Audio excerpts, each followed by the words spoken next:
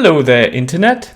This video is different to everything else you see on my channel because this is an entry to a competition by Loopop, who created this Superbooth contest. And this is a track that I made on the Polyant tracker, which I love. And the competition is about making a track only using samples he provided and do a little breakdown of the track, which I'm gonna do at the end because I don't want to lose everybody who's in here for lovely drone footage, which is still the core of my channel. So enjoy the track along with some footage that I found scattered on my drive because I haven't been posting for quite a while. Enjoy and meet me at the end to see how this track was created.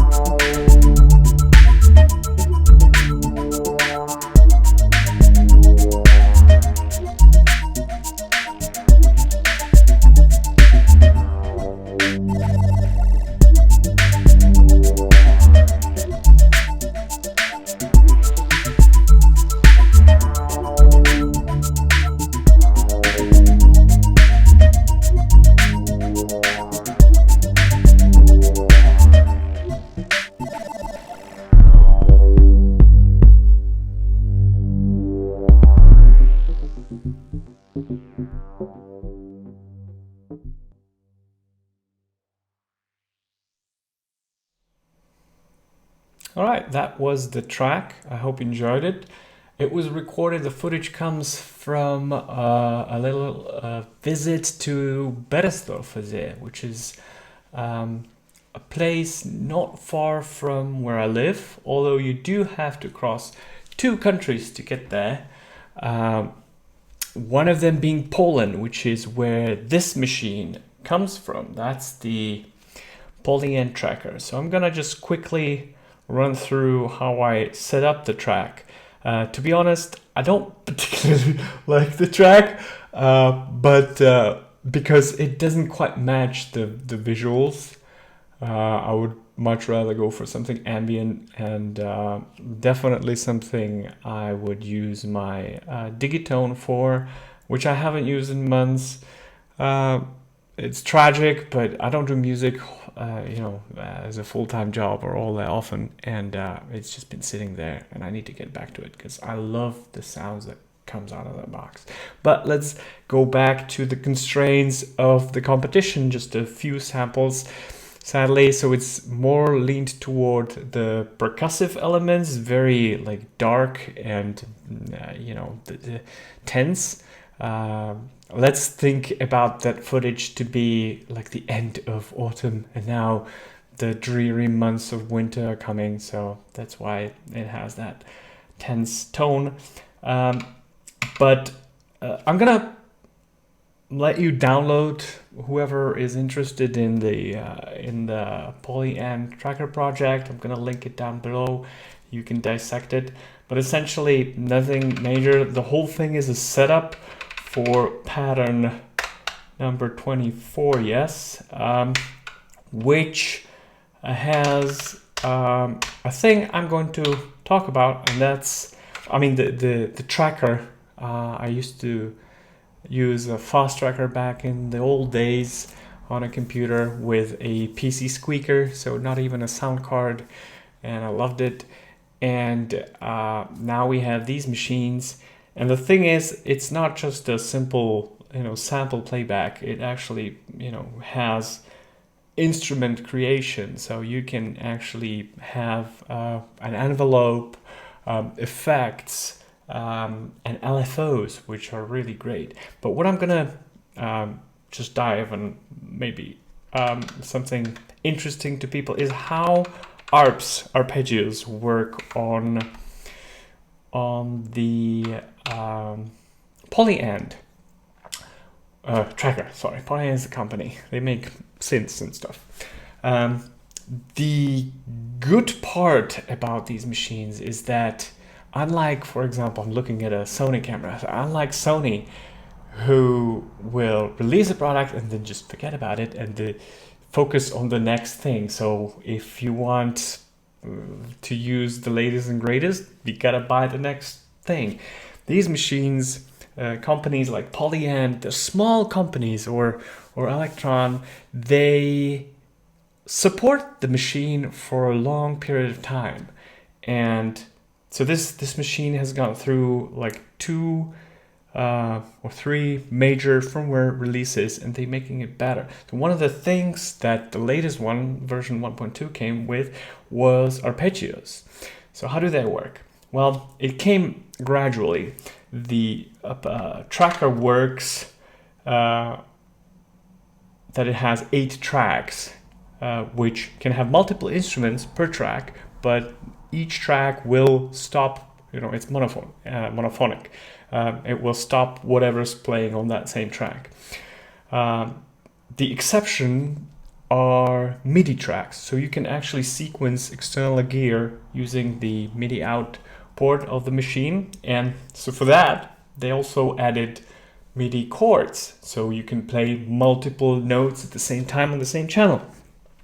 And they use that for ARPs. So ARP is essentially playing a chord, but individually, and then you can have it define how fast that sequence or the chord is being played, and what order of the notes is being played, and all of that is done with one effect. So to play ARPs on the Digitone, tracker, you use 2 effects. One of them is, that's the ARP, that defines the speed and type of the ARP, and then you have the actual MIDI chord, which defines you know, you have the root note and then what kind of chord is being played. So what I have here is the suspended chord C sharp going upwards, and well, let me just play it back with maybe everything muted, but those chords. Does the same thing twice, and then okay.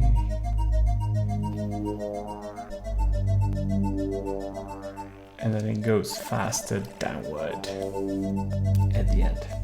So yeah, that's the only kind of different thing I did in this track. I hope you enjoyed this. Thanks Loopop for setting up the competition. I hope that somebody who is not familiar with Polygon Tracker is interested in trackers. It's essentially a whole DAW. You can lay out the track in a sequence. It has very powerful tools for creating those instruments, but also like it can operate as a synthesizer. There's granular synth, which Loopop did not want us to use this time, but you know, it can take any wave and just a little tiny snippet of a wave file and use that as the oscillator for the synth. And so it's very capable, and it's light. You can take it along with you and power it with a USB